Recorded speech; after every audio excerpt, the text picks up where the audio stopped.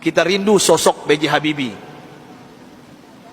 B.J. Habibie adalah presiden ketiga yang diakui, tapi beliau dilengsarkan karena kejujurannya. Beliau dilengsarkan karena beliau berjuang untuk bagaimana tidak ada korupsi. B.J. Habibie adalah orang soleh yang kita tahu dalam sejarah, orang hebat, diakui di dunia walaupun di Indonesia disepelekan. Apa yang beliau lakukan walaupun beliau sudah tiada, meninggal dunia? Indah kisahnya, dan saya pun terinspirasi dengan beliau yang hebat ini. Beliau orang kampung dari Makassar, Parepare, suatu ibu kota hari ini, Parepare. Saya pernah diundang ke sana oleh wali kotanya. Saya lihat patungnya Habibie dan Ainun, dan ternyata beliau orang kampung, orang biasa, orang sederhana. Allah berikan kecerdasan di otaknya. Kenapa kita merindukan sosok pemimpin pejabat seperti beliau, yang tidak durhaka kepada orang tuanya, memuliakan orang tuanya, tidak pencitraan belaka. Dan hebatnya lagi, ketika beliau ke ITB meloncat kuliahnya. Dan hebatnya lagi, ketika beliau melanjutkan studinya ke Jerman. Disinilah saya pribadi mendapatkan inspirasi. Pesawat terbang Bapak Ibu yang kita naik itu, di ketinggian tertentu, kalau nggak pas bikinnya bisa retak, Pak. Pesawat itu bisa retak. Siapa yang bisa menyelesaikan itu? B.J. Habibie, Pak. Di dunia yang bisa menyelesaikannya B.J. Habibie. Sampai beliau digelari oleh teman-temannya di Jerman apa? Mr. Crack, Mr. Retak. Bukan retak otaknya, Pak. Pejabat kita yang banyak retak otaknya, Pak. Ini maksud saya apa? Pesawat yang retak itu beliau bisa menyelesaikannya. Ini kehebatan Habibie yang mungkin dilupakan oleh bangsa ini. Tapi ada yang lucu, aneh bin ajaib, ternyata beliau bukan orang tercerdas di dunia. Sampai beliau di Jerman, apa yang terjadi? Beliau tidak pernah ranking 1, ranking 2. Beliau ranking 3. Sampai beliau cemburu kepada 2 orang yang ranking 1, ranking 2, dan ini orang Yahudi, Pak. Orang kafir, laki dan perempuan. Saking herannya beliau, padahal beliau apa yang beliau isi itu benar semuanya. Tapi saking penasarannya, bertanya kepada Yahudi 2 ini.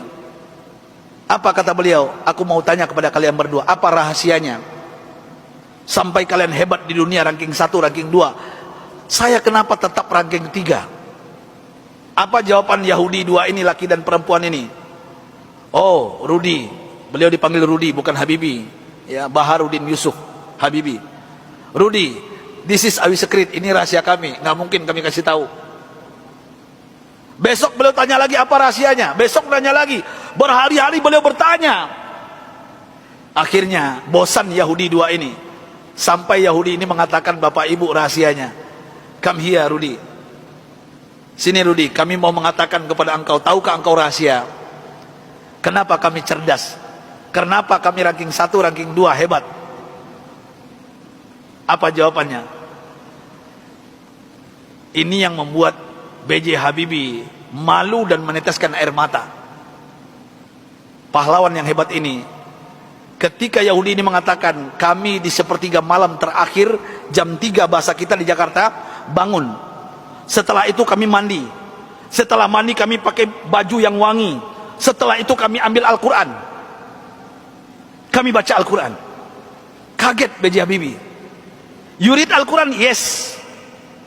Kalian kan kafir Yahudi, kenapa baca Al-Quran? Kami yakin dengan Al-Quran. Walaupun kami tidak mempercayai Al-Quran, mempercayai Islam, tapi kami yakin dengan Al-Quran.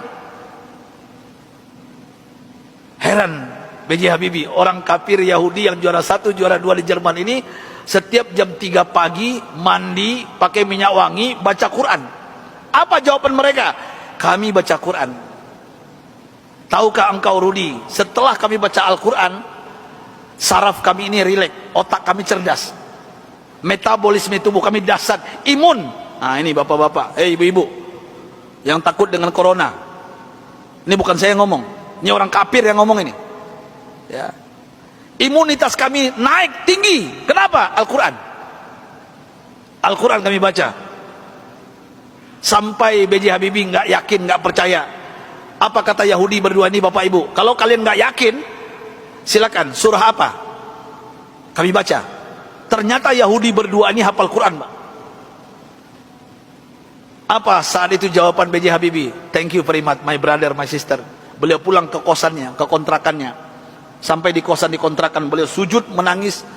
Rasanya tertampar wajah beliau, malu beliau, padahal beliau beragama Islam, orang kafir. Jam 3 bangun mandi baca Quran. Mulai saat itu bapak-bapak dan ibu-ibu, saya ingin berbicara pahlawan satu ini, orang hebat ini. Mulai saat itu mendengarkan rahasia dari Yahudi yang dua ini, apa yang beliau lakukan? Jam 3 pagi beliau bangun, beliau mandi, beliau pakai baju yang rapi, beliau pakai wangi-wangian, beliau sholat tahajud 8 rakaat, witir 3:11 setiap hari. Setelah itu beliau baca Al-Quran sampai menjelang subuh. Kalau orang kafir tadi nggak sholat karena bukan Islam, langsung baca Quran. Dan apa yang terjadi keajaiban, Bapak Ibu yang dimuliakan Allah Subhanahu wa taala, Allahu Akbar. Keajaiban ini terjadi. Semenjak itu, setelah itu B.J. Habibie berubah menjadi ranking 1. Yahudi yang dua tadi turun ke bawah. Dan orang Yahudi berdua ini menyesal memberikan rahasia kepada B.J. Habibie. Artinya apa? Kalau ingin merdeka kita di Indonesia, jangan tinggalkan Al-Quran. Kalau ingin sukses anak-anak kita, bapak, ibu, cucu kita, sampaikan kepada mereka Al-Quran adalah obatnya.